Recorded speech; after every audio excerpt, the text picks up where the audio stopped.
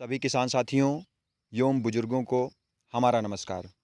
किसान भाइयों, आज हम आए हैं अयोध्या ज़िले के ब्लॉक हरनटीनगंज के ग्राम पलिया लोहानी में। किसान साथियों, जैसे कि आप ये परवल की फसल देख रहे होंगे, हमारे पीछे है। पहले भी मैंने परवल का वीडियो बनाया था। काफ़ी किसानों की भी मांग हो रही थी कि और किसी किसान के यहाँ जाके आप परवल का वीडियो करिए और कैसे लगाया जाता है इसके बारे में भी जानकारी दीजिए और किसी और वैरायटी पे भी वीडियो बनाइए। तो हम एक मौर्या जी हैं, उनके यहाँ आए हैं।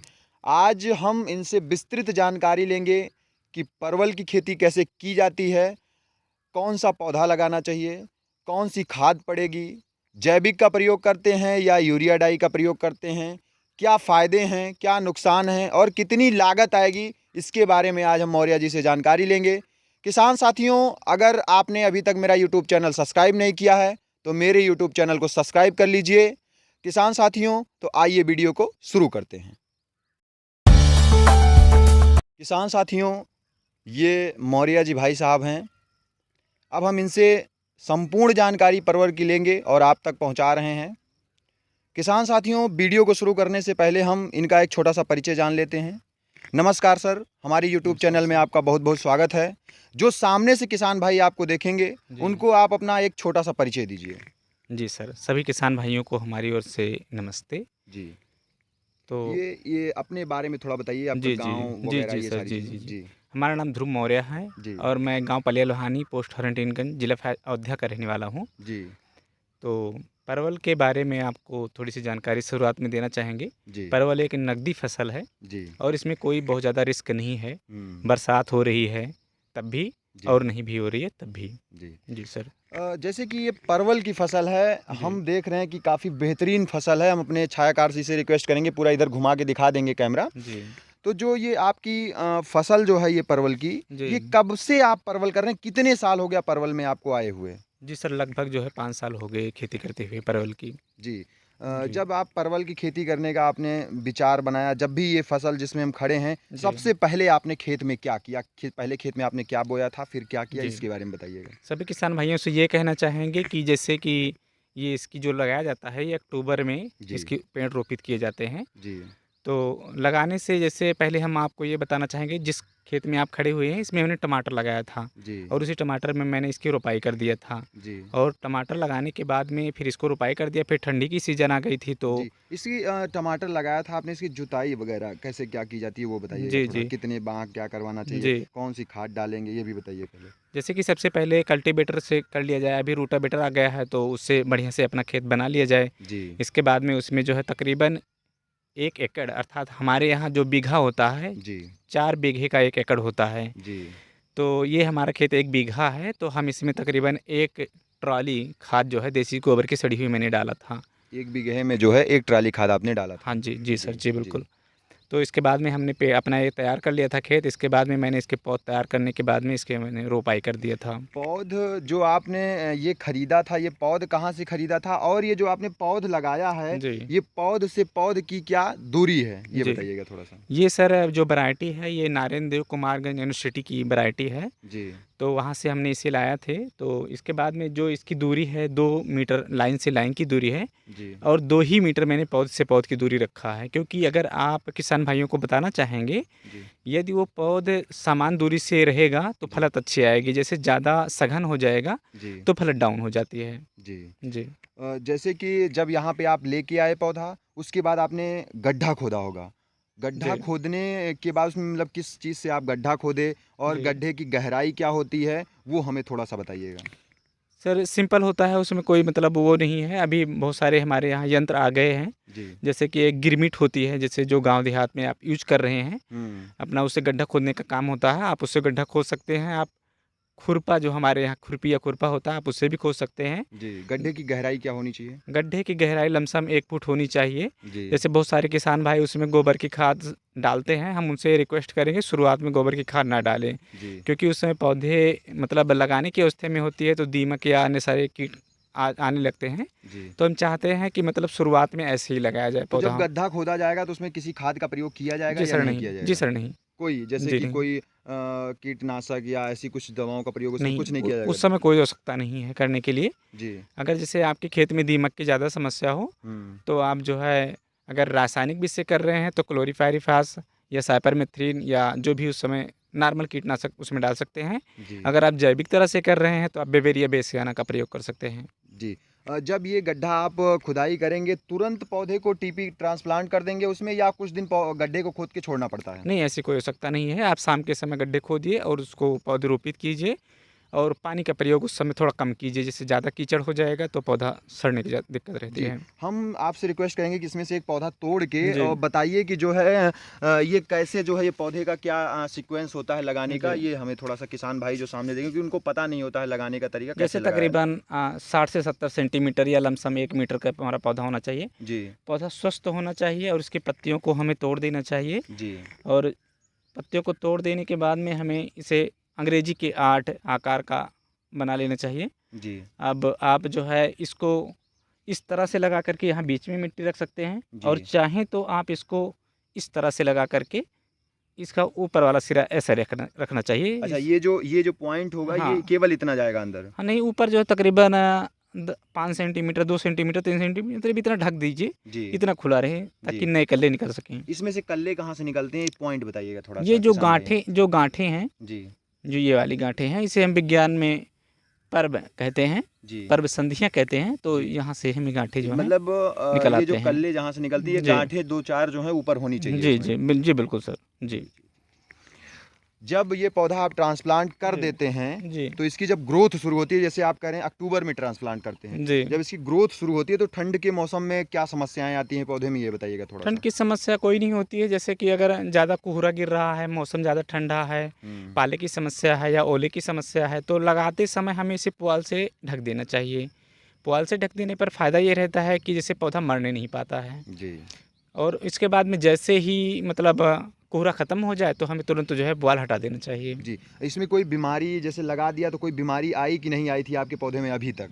नहीं सर, लगाने के बाद और अभी तक तो हमारे यहाँ जैसे कि हम जैविक खेती करते हैं, तो अभी तक तो कोई ऐसी बीमारी नहीं आई थी। जी, इसमें जो है अभी तक जैसे कि कह रहे हैं आप जो है जी। जैविक खेती करते हैं। जी। जैविक खेती में इसमें अभी आज तक कोई प्रॉब्लम नहीं, जैसे कि हम ने देखा भी है कि साइड में आप जैविक कुछ बनाते हैं, उसके जी। बारे में थोड़ा किसान भाइयों को बताइएगा और हम छायाकार जी से निवेदन करेंगे, उधर दिखा भी देंगे उधर घुमा के कि इनका जो जैविक का पूरा वो है, बताइए जी। इसके बारे में, इस जैविक का जो आप बनाते हैं इसके बारे में बताइए। सर, जैविक की शुरुआत हमने सबसे पहले आज के तकरीबन 5 साल पहले मैंने परवल की बुआई किया था 2 एकड़ में, मतलब 2 बीघे में। जी। तो उस समय जो है 15 दिन की बहुत तेज़ से बारिश हो गई। बारिश होने के बाद हमारे पौधे मरने लगे थे जी। और मरने के बाद में जो फल था वो सड़ने लगा। मैंने बहुत सारी दवाइयाँ बाज़ार से खरीद के डाला, लेकिन जी। कोई रिस्पॉन्स नहीं मिला। जी। हमने एक साइड में एक पौधा देखा था जो थोड़ा दूर पे था और उसमें कुछ भी डाला नहीं गया था, गोबर की खाद उसमें प्रयोग किया गया था। जी। वो पौधा देखे कि मैं जीवित था और उसमें फल लदे हुए थे, जी। फल में कोई दिक्कत नहीं थी। जी। तो फिर इसके बारे में मैंने सोचा कि इसमें समस्या क्या है जी। और ये क्यों है सही है और वो क्यों गलत है। जी। तो इसके बाद में हमने फिर जैविक की ओर मुड़ा। जो और जैसे ये आप बनाते हैं इसको कैसे बनाते जी, हैं? जैसे कि जो हम अभी बना रहे हैं ये ताराचंद बेल जी के फार्मूले हैं। तो जी। इनका कहना है कि सजीव जल उसे कहते हैं। जी।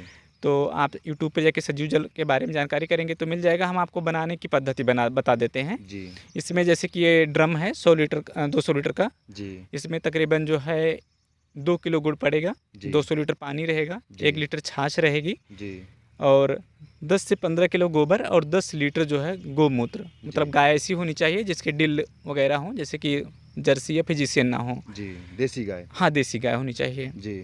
और इसके बाद में आप उसे डाल करके रख दीजिए जी। और रखने के पश्चात ये 6 से 7 दिन में तैयार हो जाएगा। 6 से 7 दिन में जो है ये जी। तैयार हो जाएगा। जी। तो ये जो डालने की विधि होती है इसको थोड़ा सा बताइए। जैसे ये आपका पौधा यहाँ पे लगा हुआ है, तो ये जी। पौधे के जड़ पे डालेंगे या कितनी दूर पे डालेंगे? नहीं, ये जैसे ये इस पे हम नहीं डालते हैं, इसके साइड में डालते हैं। मतलब जो ये पौधा यहाँ पे किसान भाइयों ध्यान से देखिएगा, ये जो पौधा लगा हुआ है इसकी डिस्टेंस को छोड़ के आपको यहाँ पे खादें डालना है। इसमें जो आप देखेंगे बारीक बारीक से सोंख है, यहाँ से नीचे से उसकी जो है ताकत वो खींचता है उसकी। जी बिल्कुल, यही है। जी बिल्कुल। हम आपको किसान भाइयों से निवेदन करेंगे एक बार देखें, हम आपको देख करके मतलब डाल के बता देते हैं किस तरह से डाला जाएगा। एक बार जी थोड़ा सर। सा बता दीजिएगा जी, तो बिल्कुल। ज़्यादा अच्छा रहेगा। आप वीडियो में बने रहिए किसान भाइयों, आपको ये दिखाया जा रहा है और ये जो खाद जो बनी हुई है ये भी आपको दिखा दिया जाएगा, जी, क्योंकि बिल्कुल कुछ किसान कहते हैं कि झूठ तरीके से कहा गया है। तो हम अपने छायाकार जी से निवेदन करेंगे कि इसको थोड़ा सा दिखाएंगे पास में आके, और ये डाला कैसे जाता है ये भी हम आपको दिखा रहे हैं। वीडियो में आप बने रहिए कंटिन्यू। लगभग ये खाद जो है आपकी तैयार हो चुकी है। जी बिल्कुल सर, ये तैयार हो गया है। जी, इसमें इसको हम थोड़ा किसान सा भाइयों डाल से के कहना चाहेंगे इसमें कोई दिक्कत नहीं है, इसको आराम से ऐसे भर लीजिए जी और इसको आप ऐसे किनारे किनारे ऐसे डालते हुए चले दिखाइएगा थोड़ा पास से एकदम इसको डाउन करके।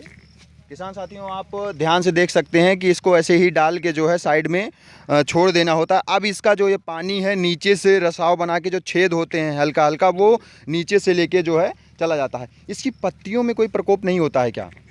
नहीं नहीं सर, अब तक जब से मैंने ये खाद प्रयोग करना शुरू किया है अब जी। तक हमें कोई दिक्कत नहीं आई है। ना मैंने कोई दवाइयों का इसमें छिड़काव करते हैं जी और ना ही कोई केमिकल से बाज़ार से लाते हैं, ना कोई रासायनिक खाद लाते हैं। जी बस सिंपल खाद बनाते हैं और डाल देते हैं। जैसे कि अभी बरसात का मौसम है जी तो इसमें जैसे दिक्कत होती है डालने के लिए। जी जैसे गर्मी का जब मौसम था तो जी। पानी जैसे सिंचाई नाली में हम इसको डालते रहते थे और सिंचाई पानी के साथों में वो जाता रहता था। जी लेकिन अब किसान भाइयों बरसात की सीज़न में ऐसा संभव नहीं है, जी तो मैंने दूसरा तरीका ढूंढा जी। और मैंने ये अपने आरी आरी पौधों के मैंने इसे नापते हुए डाल देते जी। थे। जैसे गर्मियों के मौसम में सिंचाई के लिए आप क्या करते हैं? कैसे, जैसे कि पौधा तो बीच में है, जी। फिर वहाँ तक नमी पहुँचना, क्योंकि अप्रैल और मई का जो महीना होता है बहुत गर्मी होती है, जी। तो ये पानी जो सिंचाई होगी कैसे पहुँचेगा वहाँ तक पानी? नहीं, पानी सर पहुंच जाता है, पानी यहाँ पहुंचने नाली वगैरह बना देते हैं क्या नहीं साइड में? नहीं, पानी खुले बीच से आता है और चला जाता है और जो सीलन होती है, जो नमी होती है वो धीरे धीरे ऊपर चढ़ जाती है। ऊपर जो है जी। ये चढ़ जाती है। जी। जब ये आपका अक्टूबर में लग जाता है, सारी विधि हो जाती है, तो लगाने के बाद जनवरी या फरवरी में इसकी गुड़ाई या कुछ ऐसा कुछ होता है? जी बिल्कुल सर,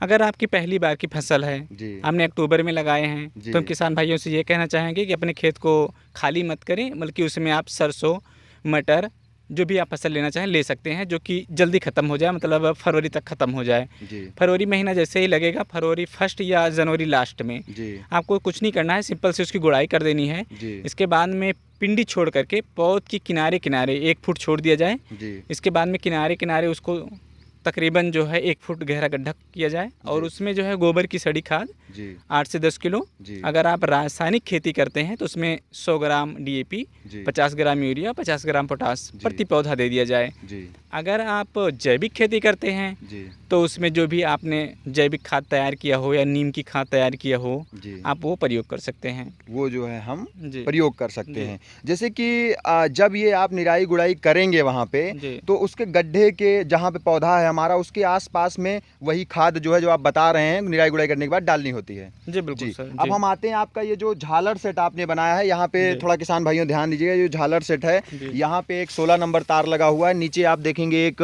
बीच में भी 16 नंबर तार ये लगा हुआ है, इसके बीच में रस्सियों की बुनाई की गई है। जी बिल्कुल सर। तो दो तरीके की झालर होती है, एक मचान विधि से होती है, एक ये सीधा सीधा लाइन वाली है जी आपकी। बिल्कुल दोनों में अंतर बताइएगा और दोनों के फायदे बताइएगा और नुकसान भी बताइएगा।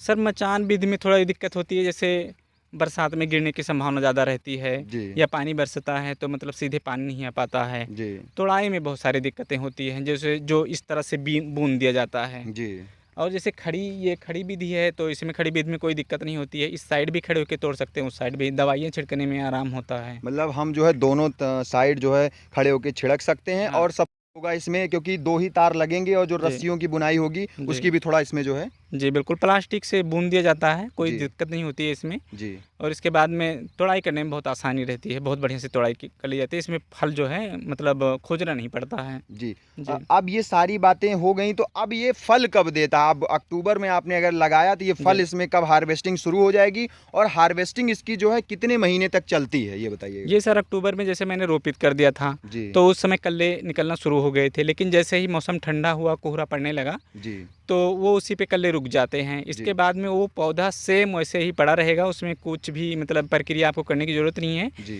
जैसे ही जनवरी लास्ट या फरवरी फर्स्ट लगेगा, थोड़ी गर्मी बढ़ेगी, उसमें नए कल्ले आने शुरू हो जाएंगे। जी जैसे ये जो हमारी वैरायटी है, इसमें तो हम आपको बता रहे हैं 1 फुट पर, मतलब 1 फुट की लंबाई जैसे ही पौधे की हुई थी, जी वैसे ही इसमें फूल और फल आने शुरू हो गए थे। जी और ये समझ लीजिए कि फरवरी 15 फरवरी से लगभग जो है ये इसकी तुड़ाई शुरू हो गई थी जी। और मार्च में ये बढ़िया से तुड़ाई शुरू हो गई थी। मार्च से शुरू हो गई थी तुड़ाई और ये अक्टूबर फर्स्ट तक या फिर रखा जाए तो 15 अक्टूबर तक ये तुड़ाई होती रहती है। 15 अक्टूबर तक इसकी जो है तुड़ाई होती रहती चलती है। रहती, ये मतलब पूरा चलती रहती है। जी अब किसान भाइयों को ये बताइए, अगर कोई किसान भाई जी आपका वीडियो देख के जी आपसे बातें करके, जी किसान भाइयों डिस्क्रिप्शन में भी इनका नंबर रहेगा और जी। डिस्प्ले पे भी नंबर चल रहा है, अभी भाई साहब से हम बोल देंगे कि ये बोल भी देंगे, तो जी। आप वहां से नोट करके इनको कॉल भी कर सकते हैं। अब ये बिल्कुल। किसान भाइयों को बताइए कि 1 बीघे में अगर कोई परवल की खेती करता है जी तो वो पूरे 7 महीने में जी। कितना प्रॉफिट अर्न कर सकता है, अगर उसकी अच्छी फसल है तब। अगर अच्छी फसल है और रख रखाव सही है तो बहुत अच्छी तरीके से हम ये आपको सर बताना चाहेंगे, जैसे हफ्ते में हम 2 तुड़ाई करते हैं। केवल आप 2 तुड़ाई करते हाँ, हैं? जी। जैसे 2 तुड़ाई करते हैं, जैसे उसमें उत्पादन हमें मिल जाता है ठीक-ठाक, तो जैसे बेचने के लिए समय कम रहता है तो बेचने के लिए आप आराम से बेच सकते हैं। और कोई तीसरे तो दिन भी कर सकते हैं इसकी हाँ, हार्वेस्टिंग? तीसरे दिन भी किया जा सकता है, कोई दिक्कत नहीं है। जी। तो तकरीबन जो है 1 हफ्ते में ये 1 बीघे के खेत में 1 कुंटल से लेकर के 1 कुंटल 20 किलो 25 किलो तक मतलब ये निकल आता है। तो 7 महीने में क्या अनुमान लगाते हैं? अनुमान कितना? लगभग 1.5 के आसपास? 1.5 हम लाख? आपसे ये कहते हैं कि जैसे हम किसान भाइयों को बहकाना, तो जैसे कोई कहता है कि आप मुझे सर बहका रहे हैं, जी। तो इसके बारे में कोई दिक्कतें नहीं है। आप मुझे कॉल भी करके जानकारी ले सकते हैं। इसमें अब तक जब से मैंने जैविक खेती करना शुरू किया है, जी।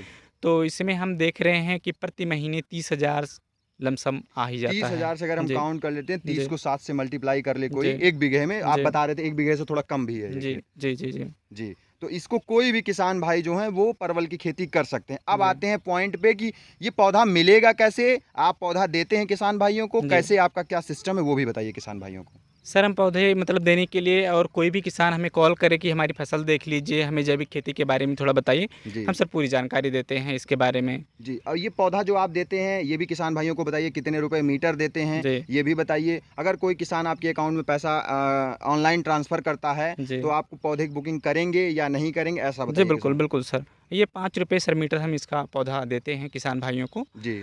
और अपना नंबर हम आपको बता देते हैं, जी। 700 790 3859 ये हमारा पहला नंबर है। जी, एक बार रिपीट करिएगा। 700 790 3859 जी, और कोई दूसरा नंबर हो? है अच्छा। 9455 जी। 83 31 81। जी। आप इस नंबर पे हम कॉल कर सकते हैं। जी। जैविक खेती के संबंधी कोई जानकारी लेना चाहते हैं वो भी देंगे जी। और परवल की खेती में पौधा चाहिए वो भी देंगे, लगाने का तरीका भी बताएँगे, मतलब पूरी अगर जानकारी आपसे देंगे कोई सर। पौधा खरीदेगा तो आप इसके बारे में संपूर्ण जानकारी जी, उसको बिल्कुल। देंगे, क्या खर्चा आया, क्या जी, लगेगा, बिल्कुल। कैसे क्या, जी, कैसे तैयार करना, आपको बाई कॉन्टैक्ट उसके टच में जी, रहेंगे जब भी किसान जो भी रहेगा। जी, और किसान भाइयों, भाई साहब हमारा जो ग्रुप है अवध लाइव खेती व्हाट्सएप ग्रुप, उसमें भी ऐड हैं, जी, वहाँ से भी ये सारी फसलों की फ़ोटोज़ पड़ती रहेंगी, वहाँ से भी इनसे आप कांटेक्ट कर सकते हैं और पौधा भी इनसे आप खरीदिए। और भी फसलें आप इन परवल के अलावा और कौन सी फसल करते हैं, थोड़ा सब बताइएगा। परवल के अलावा हम सर खेती करते हैं, हल्दी की खेती करते हैं, कांद की खेती करते हैं, जिमीकंद जिसे कहते हैं या सूरम जो भी आपके यहाँ कहा जाता होगा। जी।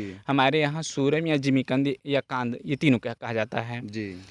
ये सभी मतलब हमारे यहाँ अच्छी प्रकार से खेती होती है। इसके बाद में खरबूजा की खेती हम आधुनिक तकनीकी से करते हैं जी। और तरबूज की भी। जी। किसान भाइयों, आने वाले टाइम में ये इस पे भी और भी वीडियो आएगी। अब हम एक से लास्ट प्रश्न करना चाहेंगे, जो जी, लोग यहाँ से जाके बाहर जॉब करते हैं 10,000 रुपए की 12 घंटे की, जी।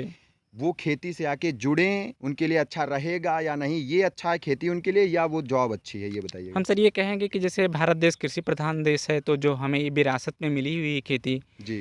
तो इसके बारे में हम उन सभी भाइयों से कहना चाहते हैं कि आप दूसरे के यहाँ गुलामी करके नौकरी करने से अच्छा है कि आप खेती कीजिए और अपनी कॉलर खड़ी करके आप मस्ती के साथ जीना शुरू कीजिए। जी। और मैं सभी किसान भाइयों से ये कहना चाहेंगे कि आप केमिकलिस्ट खेती ना करके जैविक खेती कीजिए। हम आपको सर बताएं कि जैसे जो हमारे पास ये फल है अभी, जी।